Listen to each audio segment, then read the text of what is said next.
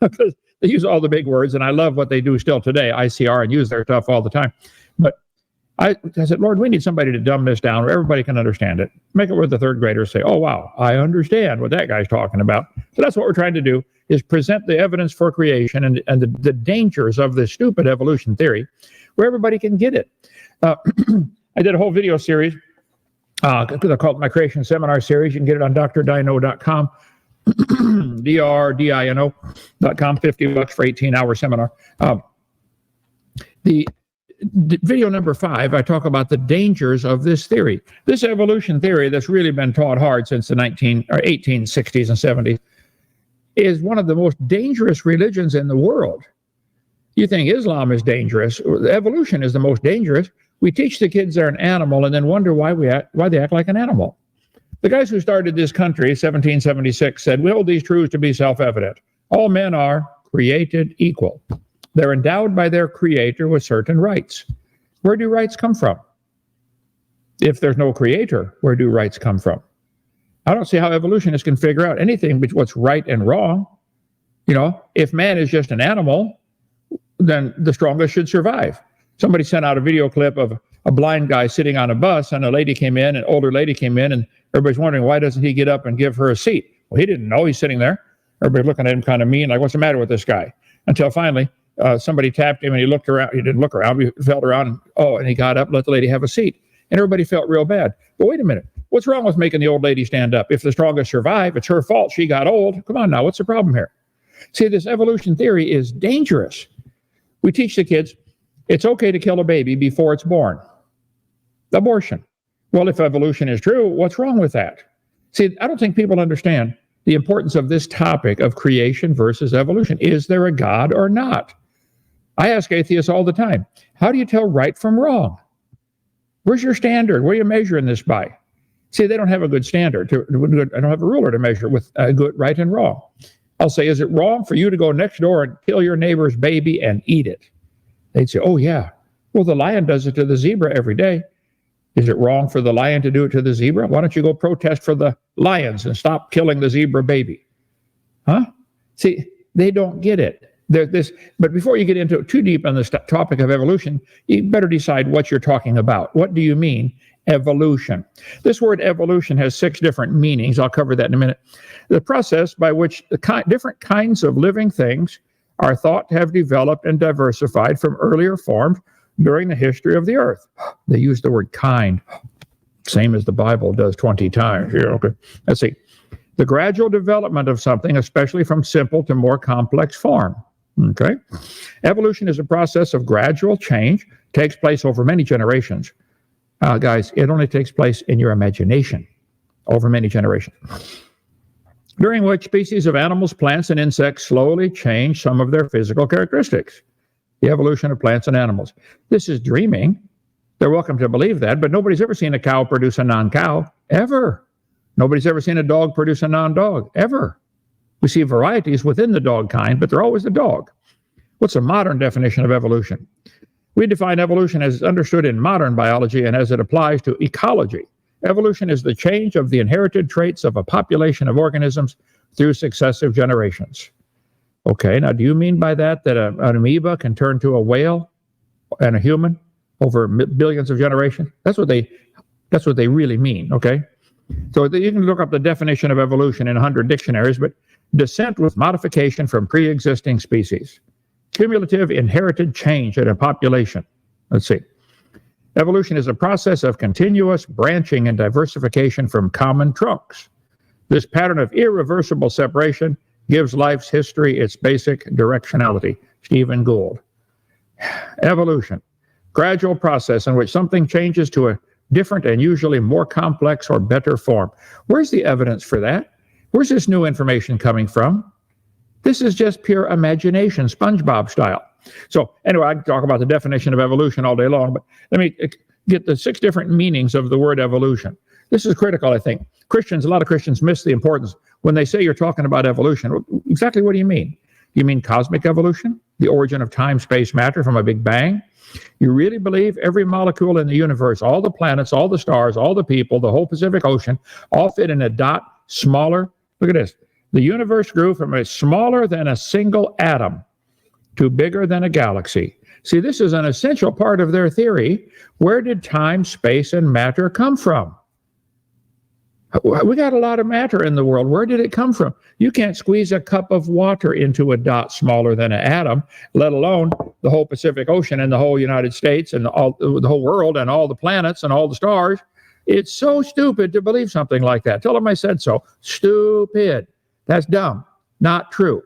But that's the Big Bang Theory in a nutshell. Then you'd have to have what's called chemical evolution. The chemicals, because their Big Bang Theory, they say, produced hydrogen. Okay? Chemical evolution. All right, let's see. Big Bang created hydrogen and helium and a little bit of lithium. The heavy elements came later. Well, how did that happen? How do you turn helium into gold, silver, and platinum? I'd like to learn how to do that. Okay? Hydrogen and helium atoms emerged 379,000 years after the Big Bang. How would they know something like that? This is just pure imagination. It's storytelling is all it is. So the Big Bang produced hydrogen, helium, and a little bit of lithium. Okay, well then I got a question. We got 92 naturally occurring elements plus the synthetic ones, and you can't fuse past iron. So how did these other elements happen? See, they don't like to talk about chemical evolution, but that's an essential step of their theory. You have to have all the chemicals. Then you have to have what's called stellar evolution. The stars have to evolve. Nobody's ever seen a star form. We see stars blow up once in a while, a nova or a supernova if it's a big one, but that's not forming. Nobody's ever seen a star form. We could spend all day on that one. But then you'd have to have what's called organic evolution, the origin of life. How did life get started from non-living material? It says Earth formed 4.5 billion years ago. It was a uniform ball of hot rock. So when I ask the atheist, do you believe you came from a rock? They get mad. No, we don't. Yes, you do. At first, Earth was a ball of molten rock. Earth began as a hot ball of rock. Hot ball of rock, melted rock orbiting the sun. Let's see. Earth started off as a hot, viscous ball of rock. We could go all day on this, but they teach the rock got rained on for millions of years, turned it into soup, and the soup came alive about, 3-point-something billion years ago. This is such a wild story. It's nothing but a fairy tale. I wish they would quit teaching it in public schools. Then we have to have what's called macroevolution. This first life form, well, probably a single-cell creature, they say, an amoeba, bacteria, protozoa, something, it slowly evolved into everything. That's the family trees that they show, and I show them this all the time. Do you guys believe a protozoa slowly turned into everything we have today? There's your protozoa at the bottom, turning into a fish and a human and a monkey and a spider. They got them all on here, pine trees. They make these family trees as if it's part of science, and they teach it like it's part of science, like this textbook. All the many forms of life on Earth today are descended from a common ancestor. That's not science. That's propaganda in a high school biology book, found in a population of primitive unicellular organisms. Again, that's not science. This is religion. This is something somebody believes, okay? They make these family trees, and we're supposed to teach that as if it's science? Here they got the humans coming with a common ancestor from the sharks and the ferns and everything else, starfish. Here we got a protozoa slowly turning into a biology teacher. That's dumb, real dumb. But they want to teach that like it's part of science. So that's part of the evolution theory. That's not science. Then we have, lastly, what's called microevolution. Variations happen within the kind. Now, that one I would agree with. So if somebody says, you believe in evolution, I say, well, exactly what are we talking about here? Which one? We're talking about cosmic evolution? I don't believe in that. I don't think there's any scientific evidence at all that matter can create itself from nothing in any amount of time, or that time can create itself, or that space can create itself. Look, if there was matter but no space, where would you put it? If there was matter and space but no time, when would you put it? I don't believe in cosmic evolution at all. I think that's a religion. Now, you're welcome to believe in it. I don't care what people believe in, but they should quit calling it science, and certainly quit making everybody pay to have that taught in the schools. Chemical evolution, I don't believe there's any evidence for that. They can believe it if they want. Stellar evolution, well, wait a minute. You got to have the stars to have the pressure and heat to make the chemicals. You got a chicken and egg problem with number 2 and 3. Then, I don't believe in organic evolution. I don't think life can get started from non-living material by itself. Then you have to have macroevolution, animals changing to a different kind. That's not science. It's a religion. Now, the number 6 is scientific. And I object to the term microevolution. But if you're going to say refuting evolution, let's define what we're talking about. Because what they're going to do to your kids in school, they're going to give them 1,000 examples of microevolution, which is true. There's a whole variety of dogs. They're going to say, boys and girls, this Chihuahua and this Great Dane had a common ancestor. Yeah? That proves they're related to mosquitoes. What? That's how they trick the kids, though. They give them examples of variations within the kind, and there are probably billions of those examples, and then try to draw the conclusion that it goes further than that. These family trees that they do in our textbooks are nothing but imagination. Here they have a human and a bird and a ladybug and a dinosaur going back to a common ancestor. Now, some kid in 4th grade is going to see that and say, well, I saw it in my textbook. It's got to be true. This is propaganda. This is lines on paper is all it is. It's artwork. Now, it's true. There are varieties of dogs. And as far as anybody's ever seen, dogs produce baby dogs every single time. 339 breeds of dogs probably had a common ancestor called a dog. I wouldn't argue with that. I'd agree. Might get a big dog and a little dog. I agree with that. This guy, what's his name? Holy Kool-Aid, an atheist, did a channel. He said probably all the breeds of dogs came from a wolf. We got European breed, the North American, the Chinese, the India. I agree. People have selectively bred their dogs for thousands of years to try to get a particular trait that they want. You know, get it smaller or bigger or better hunter or better smell or faster, something like that. Better trained to be a watchdog, one to lead the blind. Dogs have special character traits, but they're dog. And I do this all the time. I say, look, a 4-year-old knows the difference. I did this often when I was traveling, speaking at churches. I'd get a 4, 5, 6 young kid up there. I'd say, okay, kid, here we got a dog, a wolf, a coyote, and a banana. Which one is not like the others? Only one time did I have a kid get it wrong. The kid was probably 5. He said, the boy. Okay, you're right, kid. The boy's not like the others either. Okay, forget the boy. It's the banana. God said they would bring forth after their kind. But Charlie Darwin wrote a book in 1859 called The Origin of Species. Well, wait a minute. What exactly is a species? Nobody's ever had a good definition of that. There are 26 different definitions of species in the textbooks and on the internet. 26 different definitions. What do you mean by species? God said they'd bring forth after their kind. By the way, that's not the whole title to Charlie's book. His real title was The Origin of Species by Means of Natural Selection, or the Preservation of Favored Races in the Struggle for Life. See, Charlie was a racist. He thought the superior race should be the ones who are allowed to live, and the rest should be eliminated. I got his book right here. Okay. The Origin of Species. Big old fat book. The Origin of Species, Charlie Darwin. Title page. The Origin of Species by Means of Natural Selection, or the Preservation of Favored Races in the Struggle for Life. This is the book that motivated Adolf Hitler to say, wow, if the favored races are the ones that ought to survive, let's wipe out the inferior races, and we'll speed up the process. Who's the inferior race, Adolf? Hitler had a list he was going by. He had the blonde-haired, blue-eyed Norwegian at the top, and the German, Norwegian, German, okay, and he had the black Africans next to the bottom and the Jews at the bottom. He had a chart that he made of what he thought were the superior races of humans. There's only one race of humans, the human race. And you're not superior to anybody because of your skin color. They got all this argument about black and white. I said, look, guys, I've never seen a white man in my life. You haven't either. Here's white. I'm not white. I've never seen a black man. Here's black. I've never seen a black man. I've seen some dark brown, but there's no such thing as a white man or a black man. Stop. We're human. We're all interfertile. This whole idea of racism is stupid at its roots.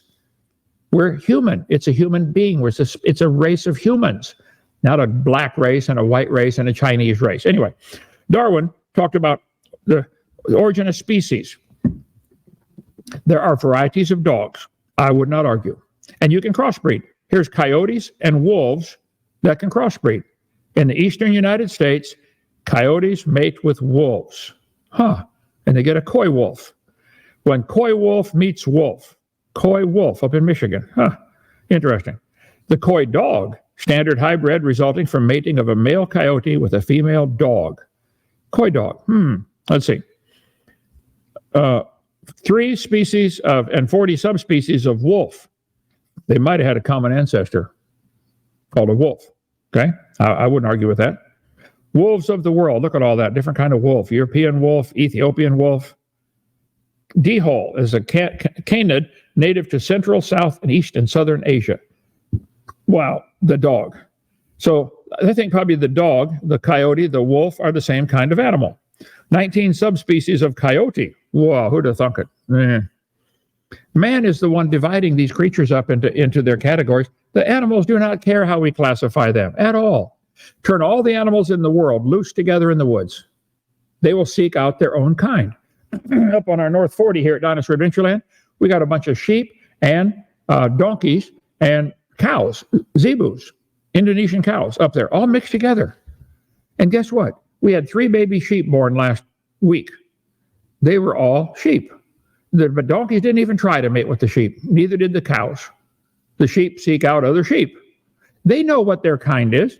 Just because we're trying to put them in a category doesn't mean the animals care about that. Coyote, wolf, fox, dog. I would not argue. They might have had a common ancestor. But see, the atheists will get into big arguments about is the fox considered a dog? Is the coyote and the dog kind? I don't know what the original kinds were, but I know the fox and the rose are a different kind. The roses don't even think about mating with foxes ever. Neither do the bananas. They don't even think about it. They don't even think about anything. Okay.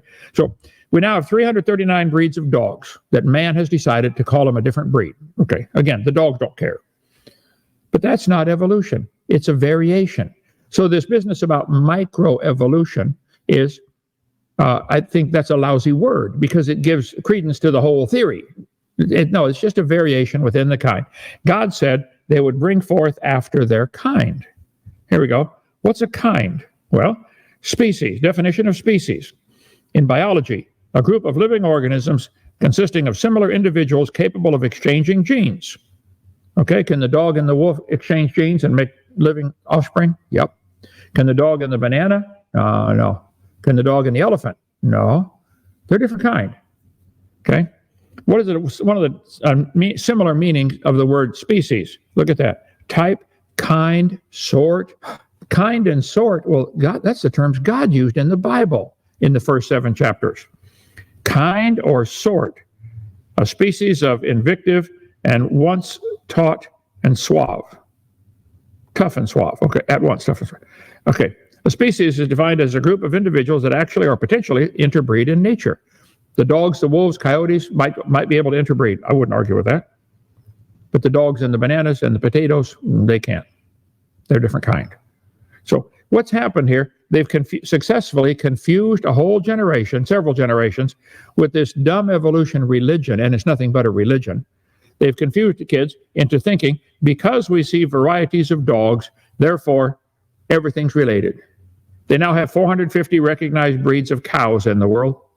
I bet you could draw a family tree with all the cows going back to a cow that got off of Noah's Ark. Okay, I would not argue with that. I agree with that. I accept the fact that cows can jump. Nobody argues with that. Cows can jump. We got a bunch of cows up on the North 40. Come see them. Cows can jump. Evidence for this fact is overwhelming. So is there a limit how high they can jump? Here's a bull jumping over 2 6-foot fences. Just jumps over them like nothing. 6-foot fence. So since I know cows can jump, and I've seen this one jump over a 6-foot fence, I accept the fact cows can jump beyond reasonable doubt. That means, given enough time, a cow could eventually jump over the moon. This is the evolution theory right here. We see variations within the cow kind, therefore, cows are related to ladybugs. That's how dumb it is, guys. It's sad. I don't care if people believe that. That doesn't bother me. It bothers me that they want to teach that to all the children, and I got to pay for it. That bothers me. They should teach evolution in a private school. It's a religion, nothing but a religion. That's our new channel, Donnie. Dr. Kent, the Science Channel. Try that one on YouTube. So the cows cannot jump over the moon. There's a limit how high cows can jump. There's a limit how far dogs can change. They've now got limits. Let's see, dogs, dog breeders. They get all kinds. Dogs as big as 3.8 inches tall is up to 44 inches tall. The teacup Chihuahua. Okay, that's currently is the world's record. 44-inch tall dog and a 3.8 inch tall. I believe they're still dogs, just barely. Okay, what do you think? Is that still a dog? You can use those for bear hunting. You don't even need a gun. The bear will die laughing, or else he'll choke on it. One of the two. So, 3.8 inch tall, world's smallest dog. There we go. But there's a limit. Do you think you'll ever get a dog as big as Texas? Do you think you'll ever get a dog as big as an elephant? There are animals as big as an elephant, like an elephant. Do you think you'll ever get a dog as small as a flea? There's animals as small as a flea, like a flea. So the atheists don't understand this, or they won't admit it. Sure, there's variations within the dog kind. Most of the variations would not survive in nature. This is called artificial selection. Man is selecting them and protecting them, so the buzzards don't pick at it, okay? And the sparrows would carry this little Chihuahua away. There's a limit. Have they reached the limit? I don't know. Somebody might beat the record next year with a 45-inch dog, okay? I don't know. I don't care. But they're not going to get one 4 miles tall. There is a limit. Somewhere there's a limit. Will they ever get a dog 8 miles tall? Nope. How about a half-inch tall? No. So this is what the atheists, they don't get it, or they don't want to get it. See, they want so badly to not believe this book. Because the Bible says in 2 Peter 3, the scoffers are going to be willingly ignorant of the creation and the flood of Noah and the coming judgment of God. 2 Peter chapter 3. So they don't understand. God made the original creation so that the animals could produce a variety of offspring. Some can survive in cold weather. Some can survive in warm weather. Some dogs like the cold weather. The huskies, the wolves, they like the snow. Okay, they got thick fur. They can live in it. Some animals would not survive up there in the cold weather. Chihuahuas wouldn't make it one day. Turn them loose in the desert, in the jungles, in Alaska, in the forest up there. They wouldn't survive one day. So the natural selection works and artificial selection works, but they are both selecting something already in the gene code. They're not creating anything. They've never created anything. They've selected something that's already there. Antibiotics. You spray give somebody a shot with antibiotic and it kills the bacteria, but it kills 99% of them. 1% has a resistance to that antibiotic. Now they're the only ones left alive, so they get to have babies and take over the population. You didn't create anything. You selected a population that's already existing and let it have the whole world or the whole body or whatever it's doing. So antibiotic resistance is not an example of evolution. It's an example of artificial selection. You gave the guy a shot, it killed 99% of the bacteria that were not resistant to that shot, and the other 1% was already resistant. They say, you can spray pesticides, roach killers, spray the roach killers, and you'll kill 99% of the roaches, but 1% is resistant. And so they will come back and have all the babies, and now pretty soon you got a population that is no longer controllable by this pesticide. Okay? I agree, that happens. They already had the resistance. I'll tell you what, they'll never become resistant to a sledgehammer. There's no such thing as a roach resistant to a sledgehammer. Try it. You bring me one, I'll show you. Right? It doesn't happen. So artificial selection works, natural selection works. It doesn't create anything, and it's not an evidence of evolution. All the dogs that we have a common ancestor called a dog. I would agree with that. Dogs, wolves, coyotes might have had a common ancestor. So I guess, brothers, I get sick and tired of them arguing for evolution, and they confuse the kids by giving them examples of microevolution, of which there are millions, and then make them believe the whole theory's been proven. So best refuting evolution, if you define carefully what you're talking about, it's no-brainer. Because they're going to trick your kids and trick you into believing in evolution by showing you variations within the same kind. That's all we've ever seen.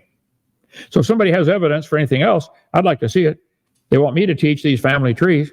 They got a line on paper drawing, let's see, the ladybug has the same ancestor as the crow and the dinosaur. That's not science. That's stupid. It's artwork. It's drawing lines on paper. That's all it is. Okay. Anyway, guys, taking enough time here. You want a bunch of questions answered, I think. If people want more, my video series covers 18 hours of me